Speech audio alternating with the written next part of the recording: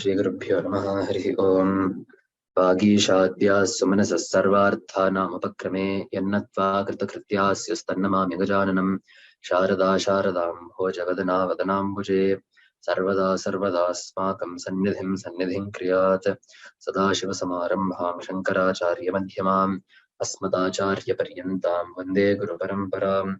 शास्त्राब्धिपारदृश्वानं सङ्गहीनं तपोनिधिम् भजे श्रीभारतीतीर्थगुरुं भद्रौघदायकं विद्याविनयसम्पन्नं वीतरागं विवेकिनं वन्दे वेदान्ततत्त्वज्ञं विधुशेखरभारतीं श्रुतिस्मृतिपुराणानामालयं करुणालयं Namami भगवत्पादशङ्करं लोकशङ्करम्. So we're on the third shloka. शश्वन्नश्वरमेव विश्वमखिलम् शश्वन्नश्वरमेव विश्वमखिलम् शश्वन्नश्वरमेव विश्वमखिलम् निश्चित्य वाचा गुरोः निश्चित्य वाचा गुरोः निश्चित्य वाचा गुरोः शश्वन्नश्वरमेव विश्वमखिलम् निश्चित्य वाचा गुरोः शश्वन्नश्वरमेव विश्वमखिलम् निश्चित्य वाचा गुरोः शश्वन्नश्वरमेव विश्वमखिलम् निश्चित्य वाचा गुरोः नित्यब्रह्म निरन्तरं विमृशता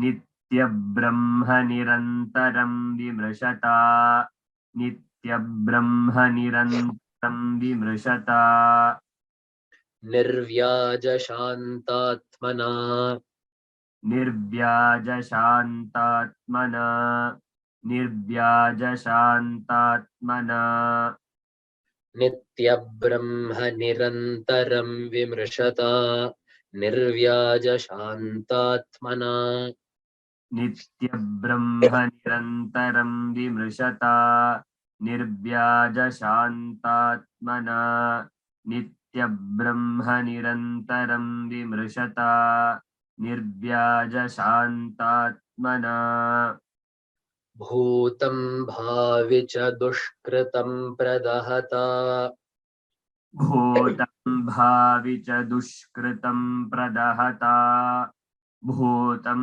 भावि च दुष्कृतं प्रदहता संविन्मये पावके संविन्मये पावके संविन्मये पावके भूतं भावि च दुष्कृतं प्रदहता संविन्मये पावके भूतं भावि च दुष्कृतं प्रदहता संविन्मये पावके भूतं भावि च दुष्कृतं प्रदहता संविन्मये पावके प्रारब्धाय समर्पितं स्ववपुः प्रारब्धाय समर्पितं स्ववपुः प्रारब्धाय समर्पितं स्ववपुः इत्येषा मनीषा मम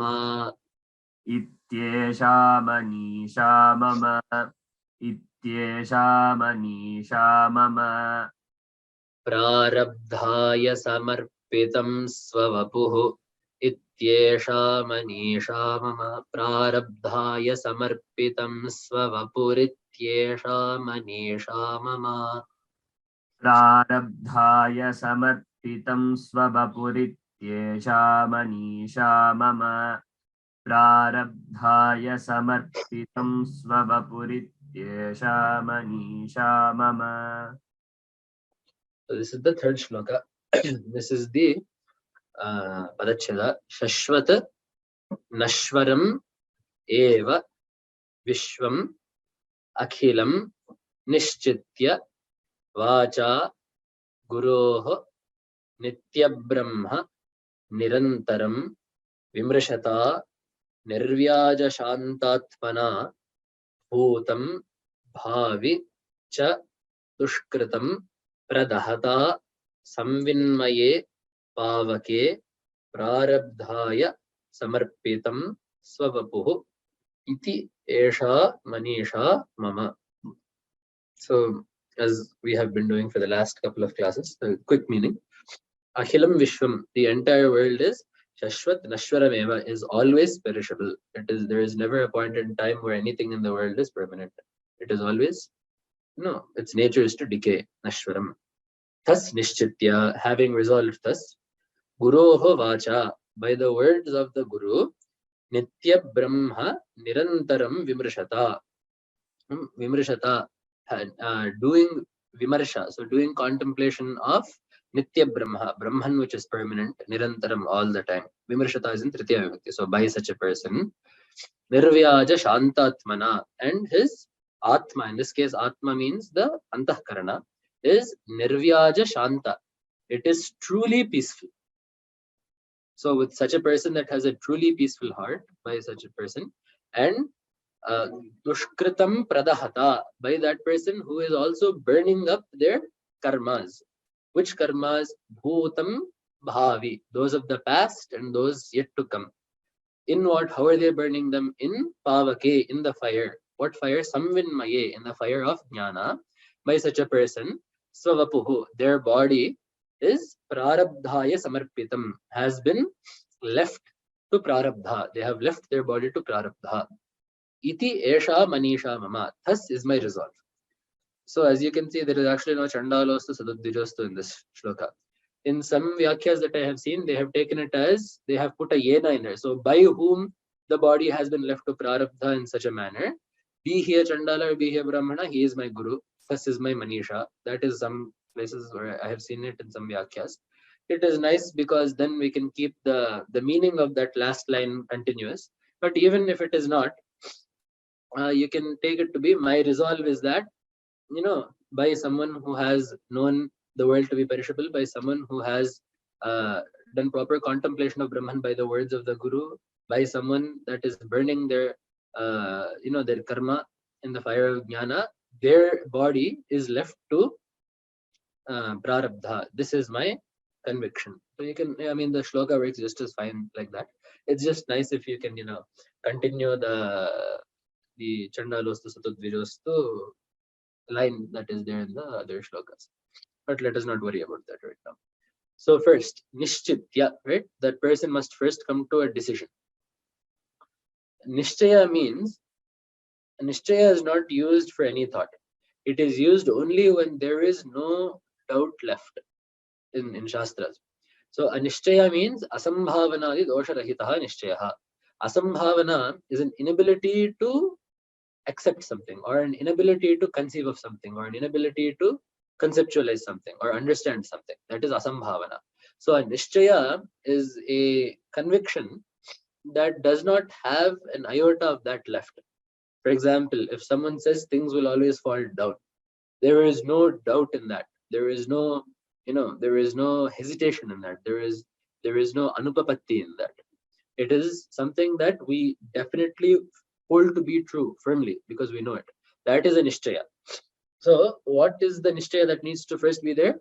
Vishwam Akhilam Shashwat Nashwarameva. This entire world is always Nashwaram. As we talked about yesterday, right? What is it that you're calling the Jagat? The Namas and Rupas. Everything else that is left is Brahman. So understanding that nothing in this world is permanent, obviously, right? The first line you will hear in every single Vedanta lecture is, this world is not permanent. Do not seek pleasures. Control your mind, right? These are all, after listening to 3 or 4 pravachanas, we also can start giving them, because this is the baseline. Not, not saying anything that you shouldn't say those, but just that it's a very basic prerequisite to any philosophical pursuit. Someone that holds the world around them to be the most dear thing, someone that holds the experiences of things around them to be very important, it is very hard for such a person to proceed in metaphysical issues wherein the things being discussed are not tangible. Right? It is very hard to devote yourself to such a life. So the first thing that one needs to do is understand that we may live in this world, we have to live in this world, and we have to interact with this world properly, no doubt.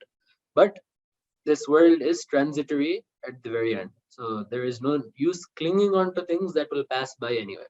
So that is the first nishchaya that needs to happen, nishchitya. And then, very importantly, then comes guroho vacha, by the words of a guru.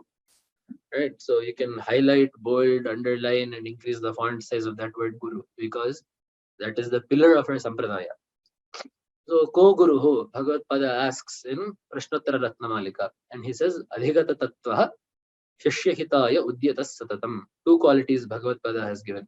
Someone who has understood Brahman to the fullest, and there are plenty of people that have understood Brahman but are not willing to teach. Not just that, shishyahitaya udyatas satatam, one who is ever engaged in, or one who is ever intent on the welfare of his students. So it needs to be someone that both has had the proper experience of Brahman and the proper knowledge of Shastra, or of the Vedanta at least. And they also need to be able, they also not just need to understand that, but they need to have that daya. They need to have the mercy, or the, that it is called anujagriksha. That's a very nice word. The desire to help someone, or the desire to do anugraha to someone. They need to have that towards their students, right? Otherwise, their knowledge and their anubhuti will stay with them, right? It does not, not having that does not diminish the stature of a jnani by any means. There are plenty of yogis that exist content to experience Brahman themselves. That is, of course, the mark of a Brahmajnani. But to be a guru, obviously, they need to also have the intent of helping other shishyas and helping people also cross a samsara. So then we can say, someone that is still studying, or someone that maybe does not understand things yet, why can't they be a guru? The adhikata tattva also needs to be there. They need to, have that experience. Because in Shastra, there are two norms. Swayam nashtaha paran nashayati, swayam tirnaha paran tarayati. One who has not reached the other side will drown everyone else that comes with them. So a drowning man will drown everyone else around him. A man that knows how to swim across will help everyone else cross with him. Right? It is a very obvious thing. Right? If let's say we are sending a child with to another country for the first time, and it is a young child, you will send them with someone. You will give them a companion that has made the trip before. You will not send a 5th class kid with another 6th class kid that has never gotten on an airplane before.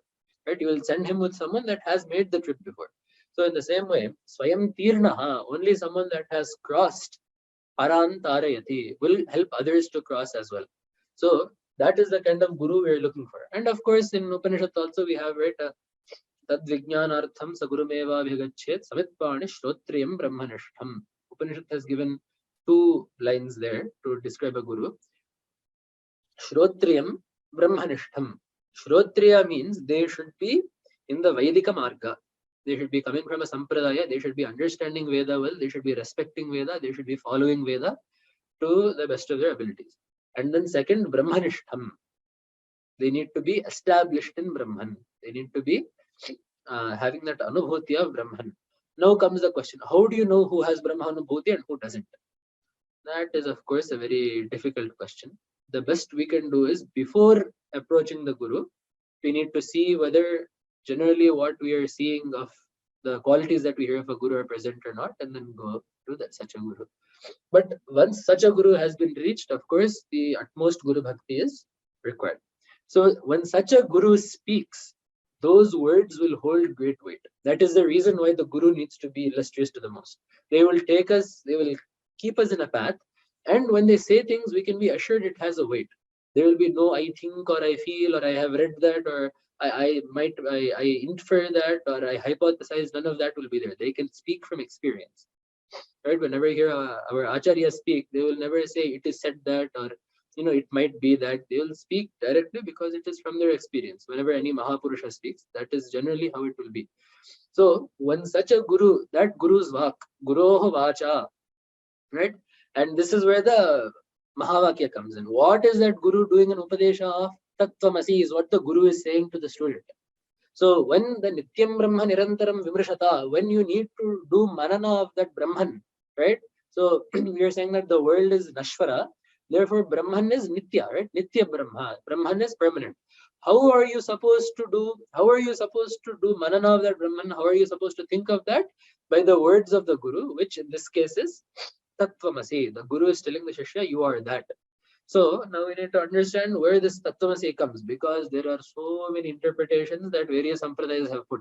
One person will come and say it is Atattvamasi because it is Aitadatmyamitam idam sarvam tat satyam sa atma tattvamasi shvetaketo. Atma is a Pullinga Shabda, Nakaranta Pullinga. It means it will be Atma in Prathama Vibhakti. After that, Tattvamasi came. So Dvaitis will take it to be Atma Atattvamasi Shvetaketo. You are not that. It is actually the quite exact opposite meaning that Advaitins take. Then other people will come and say Tattvamasi means Tadvattvamasi. You are like that. Other people come and say Tadiyastvamasi. You belong to him. So there are various interpretations given to Tattvamasi. Of course, because we are Anuyayis of Bhagavad Pada, we will stick with the Advaita Mata. So when the teacher says Tattvamasi, what does he mean when he says Tattvamasi? So in this particular Chandogya Shashtadhyaya, this is the 6th Adhyaya of the Chandogya Upanishad, the father is teaching the student Shvetaketu, the son, his own son is the student in the Upanishad. He starts with Sadeva Somya Idamagra Asit Ekameva Advitiyam. That is where he starts. He says, Somya, oh my dear son, Sadeva Agra Asit. In the beginning, there was only Sat. And it was Ekam, one, Eva, alone, Advitiyam, without a second. All three of these words mean the same thing. Ekam, Eva, Advitiyam, one, alone, without second.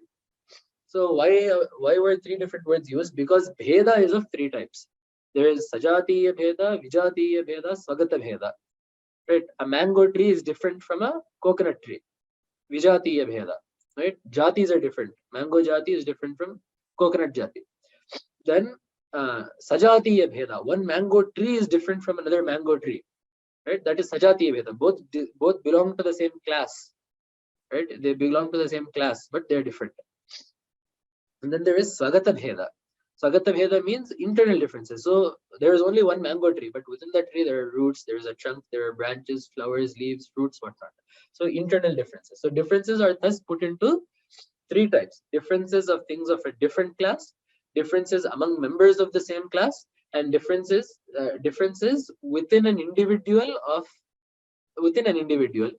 Right. So to show that Brahman does not have any of these three, they have used the three different words, meaning alone, to show that there is nothing that Brahman has a Sajatiya Bheda with, there is nothing that Brahman has a Vijatiya Bheda with, there is nothing that Brahman has a Swagata Bheda with. So then he goes into different explanations. Vacharammanam vikaro namadheyam mrittiketyeva satyam. He goes into examples. He says, actually one very beautiful line is that Vacharammanam vikaro namadheyam mrittiketyeva satyam. Mud is the truth. Mrittiketyeva satyam. The vikara, right? The change in the mud. A change in the mud that becomes the pot or a cup or a plate or whatever you're making the clay into. It is Vacharammanam. Means literally vacha arabhyate, that which is born due to speech. So the potness of that mud is something that exists in words, right? The mud itself has not changed. The thing that differentiates it is vyavahara. People have started referring to it as a pot. It is referred to as a pot. It is interacted with as a pot rather than as mud. So that is called vacharamhanam. Vacha arabhyate iti vacharamhanam. That which is literally commenced by speech. That which is commenced by words is vacharamhanam. So the vikara is of that nature. So the change of the mud into something supposedly different is a vacharamhanam. The change exists in words, not in the nature of the mud. That is the point. And then after all of that, he says tat satyam. He says aitadatmyamidam sarvam. So etadatma is this atma. That which consists of this atma is aitadatmyam. So etadatma is this atma. That which belongs or that which is made up of this atma is aitadatmyam, idam sarvam. This entire world, therefore, oh my dear boy, is made up of atma. Just as the pot is only is not as absolutely true, but the mud is absolutely true. In the same way, this entire world is made up of nothing but atma, which is the real substance. Tat satyam. Sa atma, that is the atma. Tat tvamasi shveta keto. You are that. And this Tattvamasi is repeated not once, not twice, but 9 times. Navakrittopadesha it is called. Means this is used in the Tatpari Lingas to show that this is a very important part of the Upanishad. The point of that Adhyaya of the Upanishad is to impress the Tattvamasi upon the student. And the thing is, each time it is that same line. Atma Tattvamasi Shweta Keto. So each time, that happens. So then what is the tat referring to? Tat refers to, as we said in the first day, tat refers to whatever has been talked about previously. What is being talked about previously? That Sadeva Somya Idamagra Asi, that one existent, that one Satpadartha that exists in the beginning, that created, the Panchabhutas, that also comes in this part of the Upanishad, and the one that created the Bhutas and created the world and all that. So basically, the Tat refers to that Ishvara, that is the Srishti Sthiti Laya Karaka. The Tvam refers to the student who is a Jiva. Asi, the Asi means Abheda, Samsarga Abheda. There is no difference between the two. The Asi means it brings them both into Samanadhikaranya. It means that both of these are referring to the same entity, right? So now the entire process is done, and then what is called Bhagatyaga Lakshana is taken, right? So when a word doesn't make sense, or when a word is used and its literal meaning does not fit, this is the nature of words. It takes upon a different meaning. That can be a meaning that adds on to its existing meaning. It can be a meaning that only takes a part of its meaning. It can be a meaning that keeps its meaning and adds something else on. So I'll give the standard 3 examples that Shastra gives. Gangayam Ghosha. There is a village in the Ganges, in the Ganga. I don't like saying about Ganges. There is a village in Ganga. So when you say there is a village in Ganga, obviously the village does not exist inside the river, right? Ganga is a river. So what happens? The word Ganga loses its meaning of river and instead takes upon the meaning of the bank. So it ends up meaning there is a village on the banks of the Ganga. Then we are very intelligent people, so we may ask, then why not just say there is a river on the banks of the Ganga, right? Why do you have to say that there is a village on the banks of the Ganga? Why do you have to say there is a village in Ganga? Because by saying that, the qualities of Ganga become impressed on the village. The purity of Ganga or the coolness of Ganga becomes impressed, right? So, we say that in English also, that is still there to this day. Where is it? It is in the Amazon. The Amazon is what? A river. But then that has been applied to the rainforest, to its vicinities, to all that. In the same way, Gangayam Ghosha, in that, Ganga loses its entire meaning. By the time that there is a village in Ganga, by the time that sentence becomes understood, the word Ganga does not retain its meaning of the river anymore. It only means the bank. So it loses its entire meaning and takes upon a new meaning. Then there are some other sentences wherein it is things like Shvono Dhavati, red runs. Obviously, the color red, being a conceptual thing, is incapable of running. So what it means is the red horse runs, right? So in that case, what happens? The word red, right? The shona means red. The word shona does not lose its meaning of redness, but also instead adds on the meaning of a horse. So a red thing runs, right?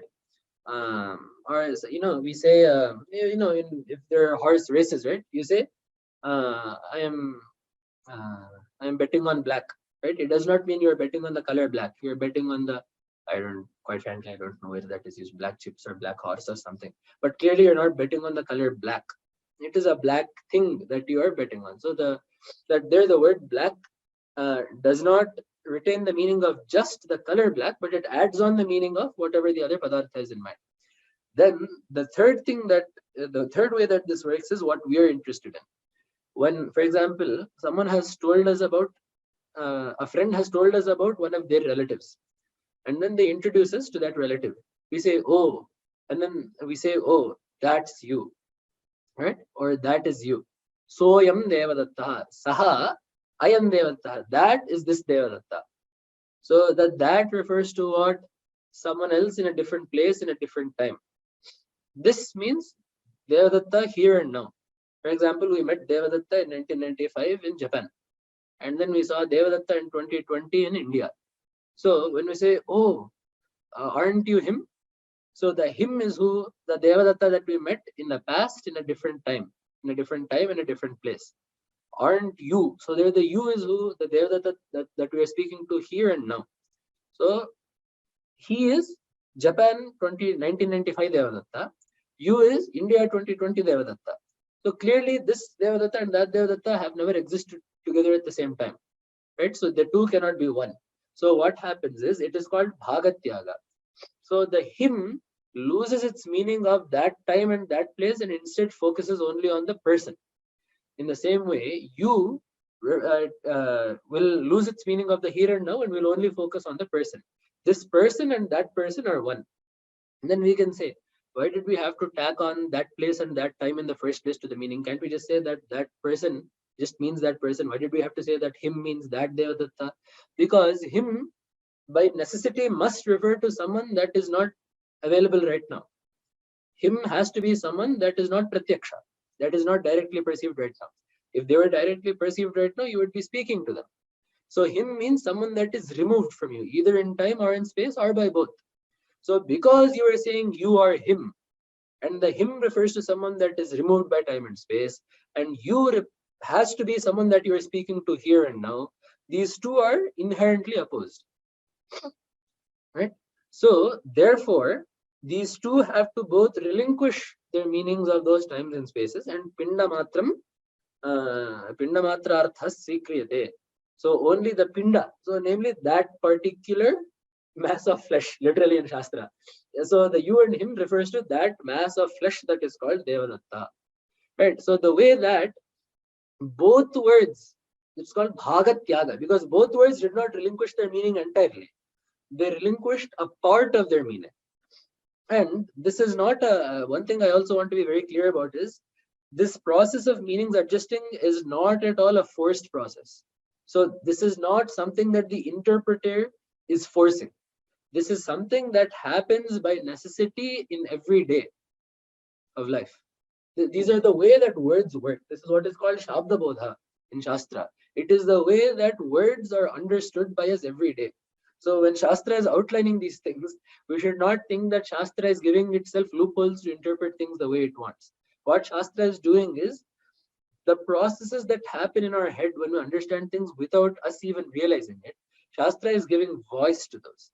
So now if you actually pay attention to these kinds of things when you speak in the house, or when you speak with your friends, or when you speak with your family, you will see hundreds of these examples. And for these three things, right, where the meaning is being adjusted, this is called Lakshana. Where does Lakshana come? You cannot just use Lakshana wherever you want. You cannot say, I am going to the mall, and by the mall, I actually mean the gym. It does not work like that.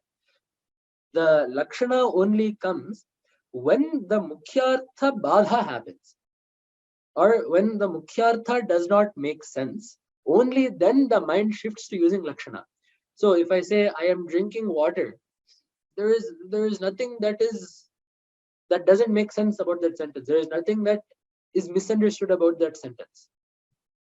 Therefore, there is no need to adjust the meaning of any of those words there. Right? So in that same way, when we come to Tattvamasi, Tat refers to that Ishvara that is Sarvajna, Sarvashaktimat, omniscient, all powerful, etc., etc. And the Tvam refers to the Jiva who is limited in knowledge, limited in capabilities, subject to birth and death, subject to Sukha Dukha. So then what happens is the Ishvara, the Tat, loses its meaning of the Ishvara and the Maya and the Jagat and all that, and remains and only keeps the meaning of the Chaitanya. The Jiva loses its limited knowledge and limited power and all that, and only keeps its meaning of Chaitanya. These two Chaitanyas are one and the same. If you think back to what we did 2 days ago, we said, right, the same Chaitanya just reflected through different mediums become on the macrocosm, it becomes Ishvara, reflected through a smaller lens, the Antahkarana, it becomes the Jiva. So that is what we mean when we say Tattvamasi. The Chaitanya of Ishvara and the Chaitanya of the Jiva are one and the same. But to understand this academically, again, remember we talked about the difference between the Paroksha Jnana and Aparoksha Jnana, right? The academic understanding versus the experience of it are two different things. So now what we have done is we have academically understood how Tat and Tvam can be the same thing. So we can now prove using the the science of words and the way our mind constructs meanings, and the way that sentences are read, and the way that a text flows, and how the hierarchy of priorities of a text's meanings play out. And using all that, we can now show that yes, tat and tvam can be the same. There is no problem. Just because tat and tvam in meaning are opposed does not mean, or in at first glance are opposed, does not mean that their meaning cannot be resolved, or their meaning cannot be what do you call, united. So this is the academic understanding. What does Aham Brahmasmi feel like? What does Tattvamasi feel like is a different question. One of you had asked this question the other day, and I guess I did not give as clear an answer as I could have. I was speaking to a friend the other day, and I also gave him this one example, right? So a scientist, a chemist can sit down with sugar, right? C6H12O6. They can sit down and say, there is this crystalline structure. This element will bring this element will bring this reaction will bring this. Through all these reactions, sugar is formed, glucose is formed, glucose is used in so many different ways. They can talk from morning to evening about sugar. And they can explain everything there is to explain about it. And they can in the end say, therefore, sugar is sweet. But he doesn't actually know what the sweetness of sugar is until he puts the sugar in his mouth. Only when you taste sugar do you know what sweetness is. Until then, no amount of chemistry or no amount of lectures or no amount of textbooks will help you understand what sweetness is. You can understand how it can be sweet, or how that sweetness manifests, or how the sweetness plays out or whatnot, but it will not help you experience the sweetness. So that is why when the Guru explains Tattvamasi, the first thing that happens is Shravana, right? Shrotavya Shrutivakya. You first hear the word, the sentence Tattvamasi from Veda, right? Because this is found in Upanishad. So you first hear it from the Guru through Veda. Then with the help of the Guru, and this is where Shastra comes, with the help of these Shastric procedures, you do manana, you prove to yourself, yes, this is possible, yes, what Veda said is true, yes, what my Guru said is true, this is possible, I can understand this.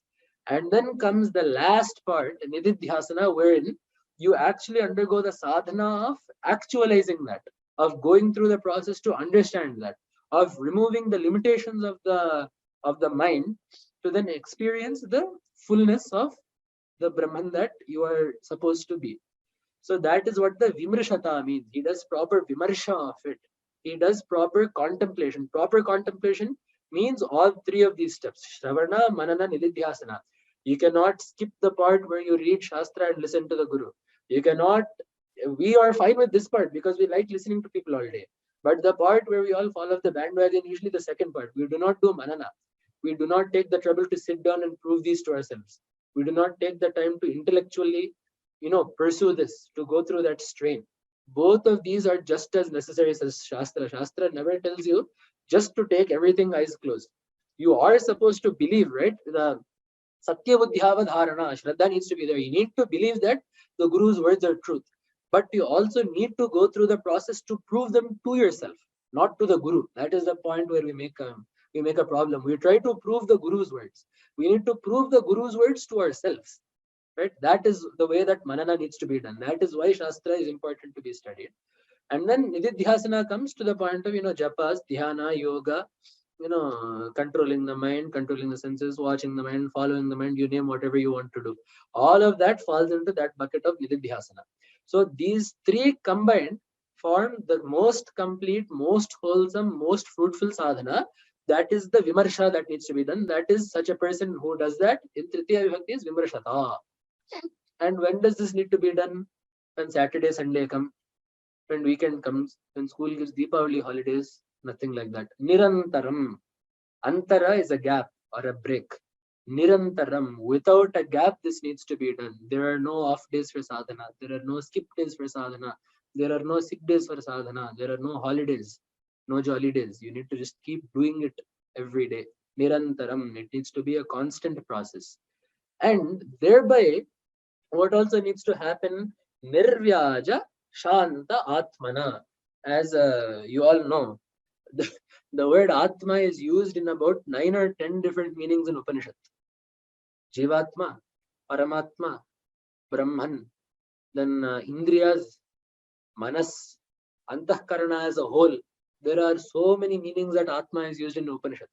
In the same way here, Atma here means the Antahkarana. Because otherwise Shanta. Shanta means something that is quelled. If our Atma itself is quelled, then there is nothing to pursue sadhana of. So here Atma means the Antahkarana, the inner organ, the mind. How should the mind be of this person? Shanta. It should have Shama. It should be restrained. It should be quelled from pursuing the experiences of the senses. And how should that restraint be? Nirvyaja. Vyaja means kapata. Kapata is dishonesty or something that is not quite true, right? So a facade. Or vyaja is actually even so a misha, an excuse even, right? So nirvyaja means a truly quelled heart or a truly calm mind. So the shanti that you need to have should not be a forced one, right? There is a there is a saying in Sanskrit, Ghotaka Brahmacharya. So it is the Brahmacharya of a Ghotaka. Ghotaka is a horse. So the horse does not follow Brahmacharya out of some great noble tapas ideal. What they do is in a battlefield, right? Because there are male and female horses. If let's say Arjuna is fighting Karna, right? This horse needs to listen to Krishna, and those horses need to listen to Karna's charioteer. If there is a male horse here and a female horse here, and this horse runs off, then the horse doesn't, the chariot does not move properly in battle. So what they do to horses is they put blindfolds over the eyes in battles, right? So that the horse just runs blindly. So Ghotaka Brahmacharya is used to mean Brahmacharya. First of all, it is used to mean intense Brahmacharya, but also Brahmacharya, it can also be used to mean Brahmacharya that is forced. It is not Brahmacharya that is born of Vairagya. It is Brahmacharya because the thing is forcibly bound, right? So that is not the Shama that we are going for. We want Shama that is natural, because otherwise what happens is, if you forcibly, obviously in the beginning it needs to be forcible, but over an extended period of time, if you keep forcibly restraining something, the second whatever is limiting that it goes into overindulgence. For example, this happens to many kids actually. It is called, what is it, freshman 15 or freshman 20. Until then, kids in inter or in high school will be eating whatever the mom makes at home. So they will eat proper food in a limited quantity. The second that controlling, so that eating healthy in that case is because of the mother, not because of their own regard for health. The second they go off to a college or university somewhere else where they're eating in a canteen and they can eat as much as possible, it is very common that freshmen gain about 10, 15, 20 pounds sometimes even the first year of college, because they have that restraint has been there for so long that the first time that restraint goes, they overindulge. So it goes for the tongue, it goes for the eye, it goes for the ear, it goes for touch, it goes for any of the senses. So the restraint that is there needs to be self-imposed, not imposed by external factors. So only when it is self-imposed over time does the Shama then become nirvyaja. The restraint that the mind then has is not a facade, or the restraint that one's mind has is no longer a show. It becomes true, right? In Bhagavad Gita, Bhagavan says, Rasavarjam rasopyasya parandrishtva nivartate. It is said that the liking for things comes to that person, sees that it has no hold on him, and itself turns away, right? So that is the state that we need to go to, but that needs to be self-imposed, right? So we know the story of Ramakrishna Paramahamsa, right? A mother brought the child to him and said, my son is eating too many sweets, can you please tell him to stop eating? Ramakrishna Paramahamsa said, come back in 2 weeks. Then he said, come back in another 2 weeks, then another 2 weeks, and then he called the child and says, don't eat sweets. Why? Because he's then said that I myself like eating sweets, so I had to restrain myself. Now, the reason I brought this up was we generally use this story. It's a very popular story. We use this story generally to show that, see, Ramakrishna Paramahamsa did not tell anyone until he did. But if you notice in the story, we also say that he told them to keep coming back after an extended period of time. If you read a bit deeper into the story, Paramahamsa, if it was just Paramahamsa restraining himself from eating the sweets, he could have told him to come back in 1 week. You just don't eat sweets for a week, you have stopped eating sweets. But the reason why Paramahamsa told them to keep coming back later and later is because Paramahamsa was waiting for the desire to eat sweets itself to die. He restrained his eating of sweets by himself until such a time as the desire to eat sweets itself had quelled. So that is the difference between Vyaja Shantatma and Nirvyaja Shantatma.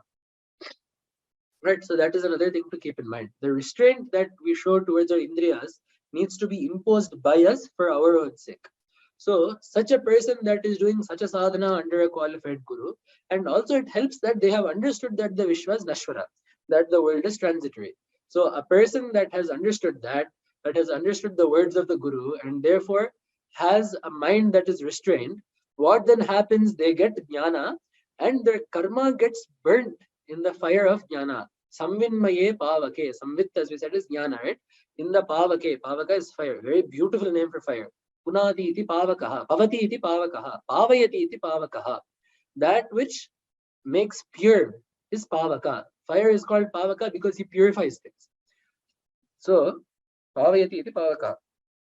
So, in the fire of jnana, they are burning what? Their karma of bhutam and bhavi. So as we know, right, karma, I will try to finish up quickly as there's not much left now. There are three types of karma that we have. Our karmic balance is of threefold. Sanchita, prarabdha, agami. Sanchita is the bank balance, however much we have accrued over our past hundreds of thousands of lives. Prarabdha is our pocket money, right? So the father will have a bank balance. When sending their son on a trip or a field trip or an excursion, he will give him some, 500 rupees and say, spend this for today. So the son only has 500 rupees in his hand, although the bank account may be much larger. So the prarabdha is the karma that is earmarked for this body, right? And when you pass a law, you will have things called earmarks, meaning there will be money that will be set apart just for a particular purpose. So the prarabdha is money that is earmarked for this particular body. There will be an amount of karma that is meant to be experienced by this body. Until that amount of karma or those particular karmas are experienced, this body will not fall. As soon as all of those karmas are experienced, this body will not stay. So the lifespan of a jiva is determined by how much prarabdha he has brought himself with him. And the names also are very beautiful. Sanchita means literally that which has accrued, that which is built up. Prarabdha means that which has already begun. Right? Because we are born, that packet of karma has already begun to take place. And this karma this packet of karma, you can only add or take away to it by incredibly intense karmas. Right? There is a saying, Tribhir varshais, Tribhir masaihi, Tribhir pakshais, Tribhir dinaihi, Atyutkataiv punya papai rihaiva phalamashmate. Either in 3 years or 3 months or 3 fortnights or 3 pakshas or 3 days. Intense punyas and intense papas are experienced in this world itself. So generally speaking, our punya papas do not add to the prarabdha unless they're very intense, which is why if you see for pariharas and things, we will have very particular karmas. If they say you have this dosha or that dosha, there will be very particular karmas because they need to be karmas that add to us here and now. Right? If you're doing a graha dosha to get rid of something now, putra kameshti, for example, right, that is getting rid of a karma dosha here and now. So things like there are some karmas that are of that caliber that are meant to fructify here and now. But besides that, prarabdha is a set amount. It will not increase or decrease. As soon as prarabdha is exhausted, the body will fall. Even if you want it to stay past that, it will not. And until prarabdha is exhausted, the body will not fall. So that is the nature of prarabdha. And of course, agami. Agami is the karma that is yet to be done. So another example that they give is sanchita karma are the arrows in the quiver. Agami karma, prarabdha karma is an arrow that has already been shot. Agami karma, sanchita karma are the arrows that have already been shot. Agami karma are the arrows in the quiver that have not been, taken out yet. And prarabdha karma is an arrow that has already been shot and is traveling in the air. So the reason why Bhagavad said that only the sanchita, right, the bhuta karma, the sanchita karma and bhavi, the agami karma, those are the only two that get burnt by jnana. Prarabdha does not get burnt because the body is still there. Right? In the transactional sense, the body is still there and the body must go through all of that. However, the jnani remains unattached from the body. So remember, it is the body that experiences prarabdha and the jnani is no longer the body. So the jnani does not experience prarabdha. So Bhagavad writes this also in Aparokshanubhuti. In that he says that, quite frankly, we say that prarabdha is experienced, but it is not the jnani that experiences prarabdha. It is the body that experiences prarabdha.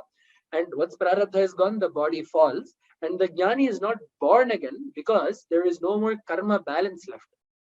Once you exhaust the prarabdha, for normal people, the sanchita karma balance is still there. To right that balance, another janma needs to be taken. For the jnani, agami has not yet come, right? Agami is in accounts, right? You will have the forward payments in one column. So that is the agami karma, that accounts to be paid. That is the agami karma that has not come yet. So there is no karma there. The sanchita karma has been burnt by jnana. Agami karma also has been burnt in the technical sense. So because there is no sanchita karma, there is no more need to take another birth. Thus samsara is gone, the cycle of birth and death is gone. So prarabdha is not burnt per se, which is why prarabdhaya samarpitam svavapuhu. Svavapuhu. Vapuhu is body. Vapush is body. Svavapuhu. Once body is then left, samarpita, it is left to prarabdha. If we actually take again Ramakrishna Paramahamsa as an example, no one will say that he was not an enlightened soul. When he got throat cancer, he just let it be. He did not run for a doctor or ask for, this or that. He said, this is a body. It has something, right? God has said it has to go one way or the other. Cancer is the means he has put for that. Throat cancer has come for this because of some karma. Let the body experience it. I have nothing to do with it. So prarabdhaya samarpitam svapuhu. And we see that in, of course, Bhagavad Pada's story also. The Kapalika came and asked for Bhagavad Pada's head. Who among us will give a head? You are unwilling to give even a hand in service. Who will give a head? So when the Kapalika came, Bhagavad Pada said, yes, take it. It is a body. Its prarabdha has come. Take the head. So prarabdha, of course, the time did not come. So Nrsimha came, saved him. All of that is fine. But the point is, these jnanis, the reason they can be so nonchalant with the body is for this exact reason. They have burnt their karma and they know that the body will experience the prarabdha regardless, and they are not the body. So let the body go through whatever it has to go through. So such a person is a jnani. Such a person, be he a Chandala or a Brahmana, is a teacher to me. This is my conviction. Okay? That is the meaning of this shloka. I have left 12 minutes for questions. So if you have any questions, please ask. Shyamaji. Namaskaram, sir. Namaste. I do not know whether I can ask this question or not. If I cannot ask, please excuse me, Kshamyata. Please ask and then we can find out.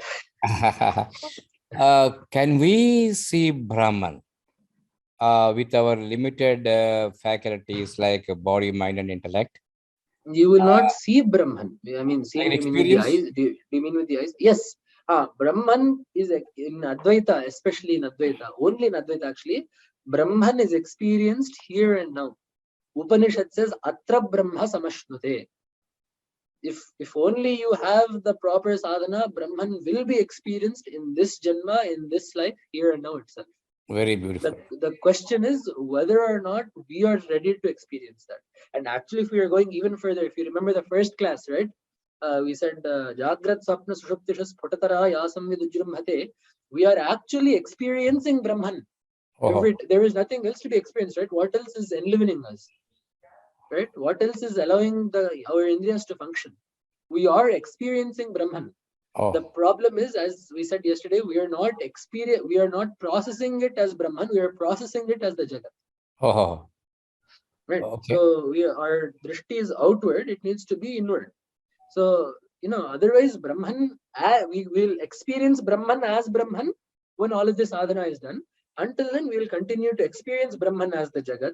And because we are experiencing Brahman as the Jagat, you will have Raga, Dvesha, Sukha, Dukkha, all of that, and we will continue to be born.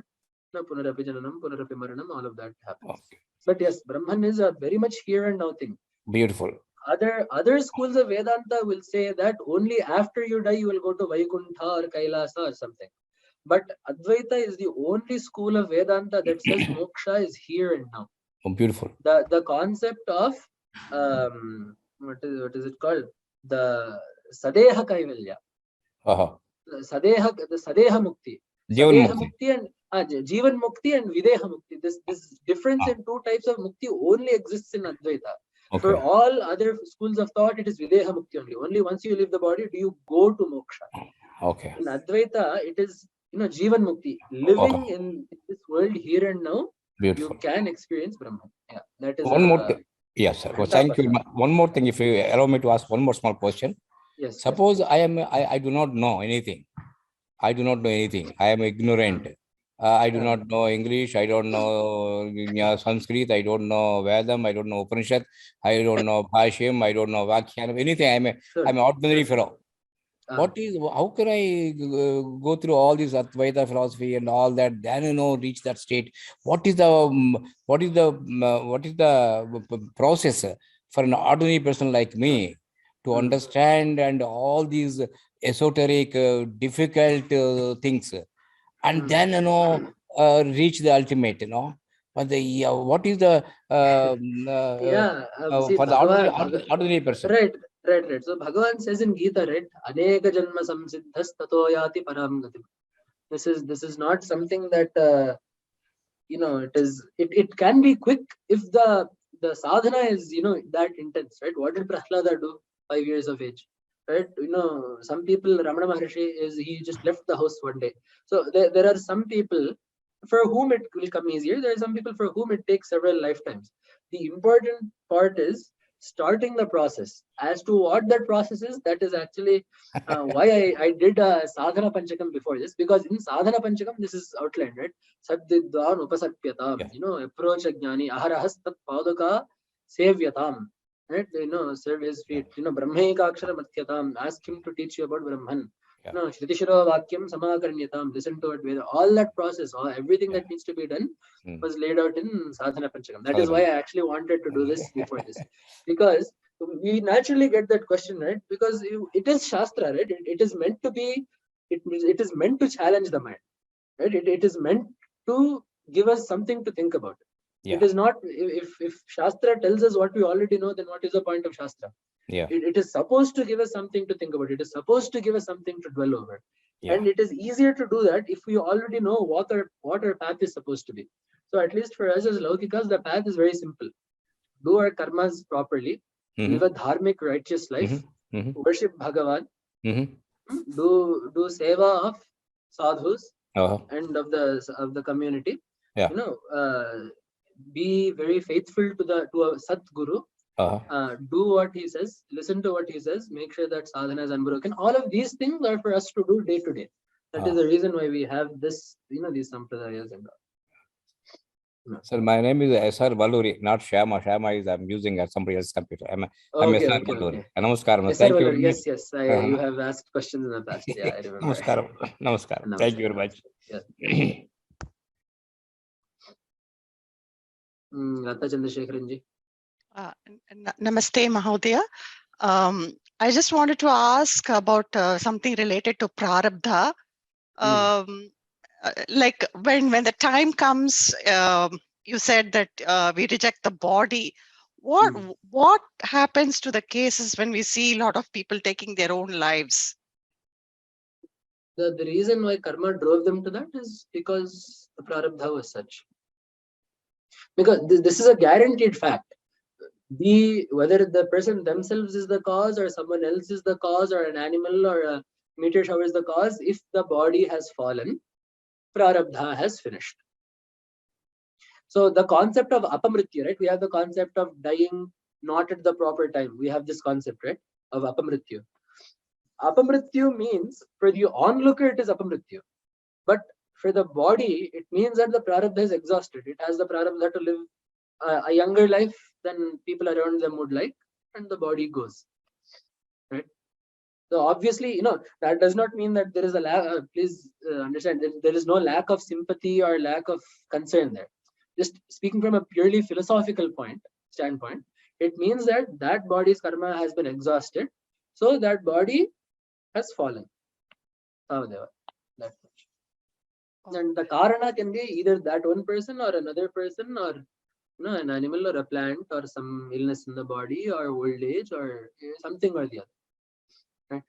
So only that trial will become successful only when he has the prarabdha. That's what you're saying. Right. There are so many attempts to take one's own life that do not go as planned. There are many attempts to take someone else's life that do not go as planned. What does that mean? Prarabdha is still there. Yeah. It is called as Jivanadrishta. You still have some karmas that allow you to continue your Jivana. Right? Because there are some deaths in the world that are quite wondrous. Like even that can happen. Is that also how someone can leave the body? We become very surprised at that. Then there are some people that escape even the most certain death. So that happens because there is still some fate allowing the body to live or keeping the body alive. So yeah. Yeah, and relating to the clay and the pot, I was just wondering that though we don't see the clay in the pot, it is still present, right? The pot is clay, right? The pot is not made out of wood once it becomes a pot. It is still made out of clay. Yeah, but we don't see as a form we of don't clay, see, but we don't yeah. see it as clay. That is the point, right? We don't see it as clay. We see it as a pot. We see it as a pot due to what our vyavahara. Due to vyavahara, we call it a pot because it is used to carry water or store something in it, or because it has a certain size or a shape. We call it a pot. So because of vyavahara, it is called a pot. When in reality, it is a mud. It is mud. It is mud. It was mud. It will stay mud. In the same way, because of the way that we interact with the Jagat, we call it a Jagat and interacting with it as different from Brahman. If we can see its true nature, you will see Brahman. Dhanyavada. That is why I like the Narasimha story so much. That is what Prahlada was so confident about. He says, why are you asking about this and that? You hit a pillar, you hit the ground, you hit anything. Bhagavan is there everywhere. That is what Prahlada meant. All of this is Bhagavan. He is inside everything. You are the one with the doubt, not me, is what he told Hiranyakashipu. And Narasimha came to prove that one day. He filled everything as Narasimha. So that is the philosophical purport of that story. Yeah, that's the most exciting one though. Yeah. Yeah. Okay. Nalini ji. Namaste. So here we say the one who contemplates on Brahman by the words of Guru, right? So do we say that one will be able to experience Brahman or contemplate on it only when there is a Guru? And here the context is talking or in context with the Chandala, right? The Chandala, I don't know if he will have he would have an opportunity to have a Guru. So basically what I'm asking is that, is that the only path, like only by reading the scriptures, only by having a Guru, one can contemplate on Brahma, or, what is it suggested? So basically the question is, do you need to have a Guru and do you need to go through Shastra in order to understand Brahman, right? Simply. Yes. Yeah. So the thing is, this would be a different question if we only had one life each. The thing is, we subscribe to the fact that sadhana is not just done in this life, but is accumulated over lifetimes. So, and also, Shastra also puts precautions in as vidhis. Namely, it puts precautions in as orders as well. So, because it is very easy for someone to stray from sadhana, Shastra says that there must be a Guru. And that Guru should be someone that tells you Shastra. Do you see the feedback relationship? The Shastra tells you to go to a Guru that tells you about Shastra. That tells you to seek refuge in Shastra. So what happens is, first of all, that is there. So Shastra tells us to look at the Guru. This is point number one. Point number two, we can say that, I'm just telling you the way that vicharas are done in Shastra. As you said, we do not know whether this Chandala had a Guru or not.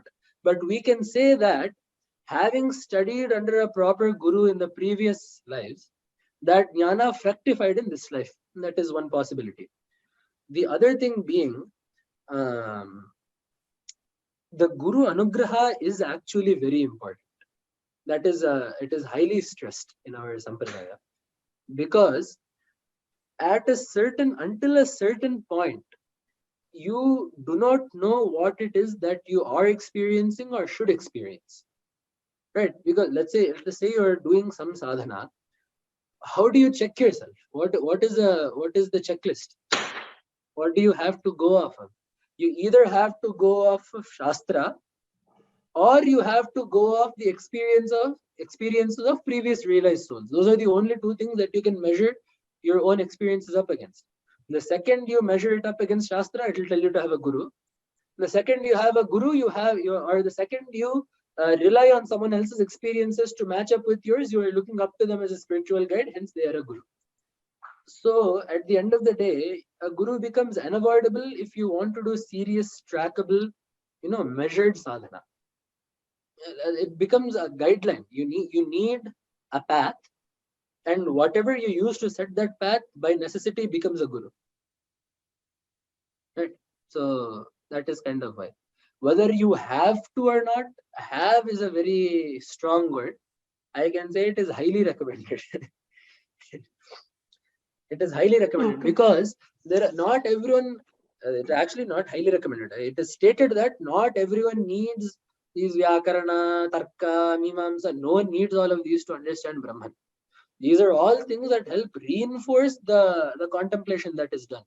But nowhere is it said, and it is actually stressed that this will not get you that. Forget about saying you need to do this to get that. It is stressed that this will not get you that. Because Bhagavad-pada, being such a great scholar, right, a Pandita, Shastra Pandita in Vedanta, in Tarka and all of that, he says, nahi nahi rakshite dukri karne. All this Shastras and all will not help you when Yama is knocking at your door. The reason he says that is because not that Shastra Dhyana should not be done, but because Shastra Dhyana is not what will get you Brahmajnana. Shastra Dhyana will only help you do the contemplations and the mental exercises necessary for Brahmajnana. If you can do all of that without Shastra, brilliant. You have saved yourself a lot of time. The problem is our minds are our minds are not that disciplined nor that robust. So they need to, it's like going to the gym.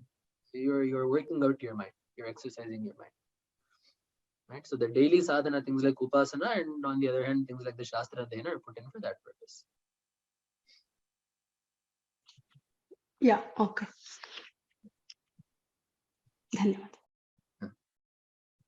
So I can stay for 7 more minutes. I will try to answer as many questions as I can in the meantime. Ram Mahodaya. My name is Devika. I do understand that Vedanta Shastram is very vast and it's a sagara. Yeah. But regarding I just have a doubt. Like this Sanchita, Prarabdha and Agami, it says is experienced only by the body. So is this true for all the body, not only human, for whichever form? It is true for all bodies. True for all bodies. Okay. Yes. So the thing, very interestingly enough, in Shastra, the experience of karma happens to all living beings, but the performance of karma happens only to humans. So only humans accrue karma. Okay. All living beings experience karma. Because when animals do things, they do not have a sankalpa. Okay. Right. A lion does not decide to go hunt. It's its instincts and its body just make it work. Whereas the human has the power to consciously shape their decisions. Therefore, the karma that they do registers in the bank balance. Now, in the cases of animals that do cognize what they're doing, they will also add on. But generally, an animal behaving as an animal will not add on karma to their balance. Okay. So one more, just one clarification. So that is why they say that whatever we do, you just do it with your mind cognized to God, so that your karma does not get added on. So that the karma does not get added on to you. If you also can do the karma that you need to do with that ahankara turned off, then that also will not register in your account. Okay. It is tax deductible.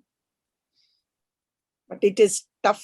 Yes, we should. It is very we are hard. going with the Gurujis like you. We should take small steps so that we are on the path. That's Dhanyavadaha, Guruji. Namaste, Mahodaya. Binoji.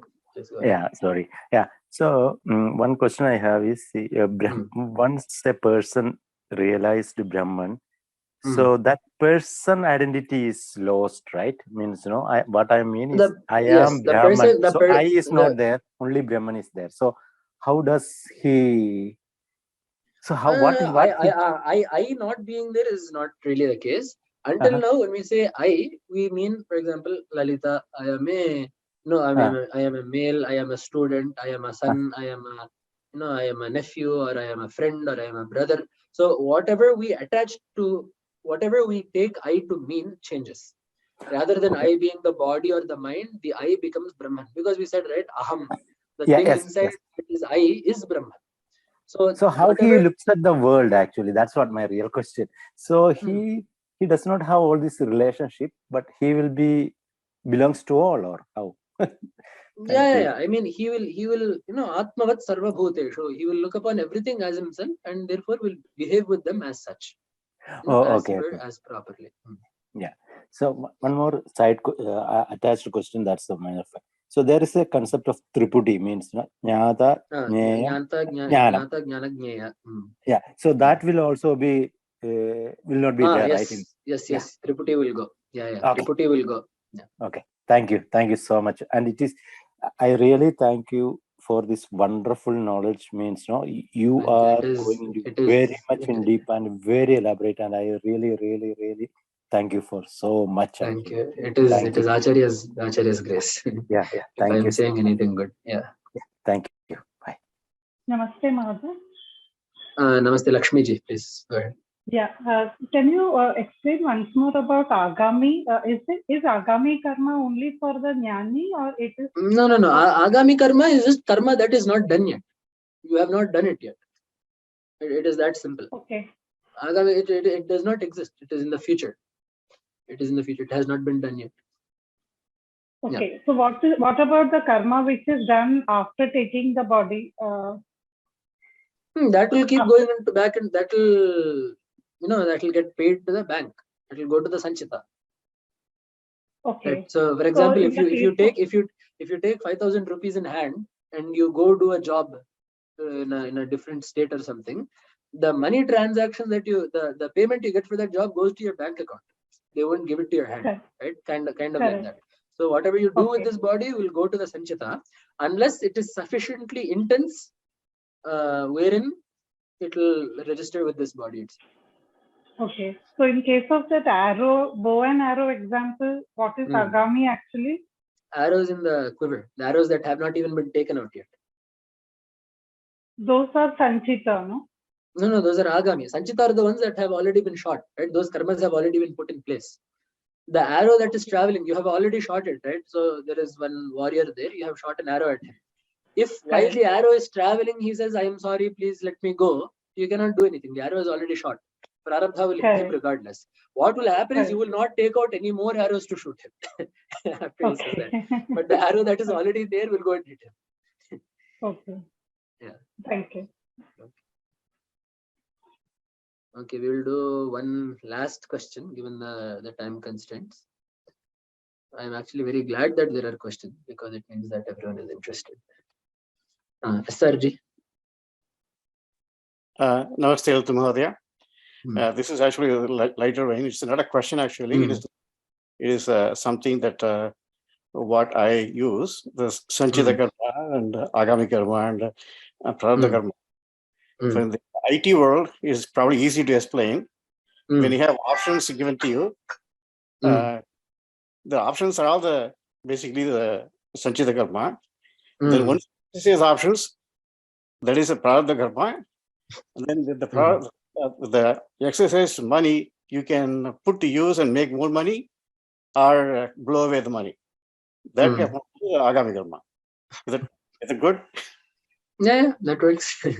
It's the IT world that seems to kind of makes more sense.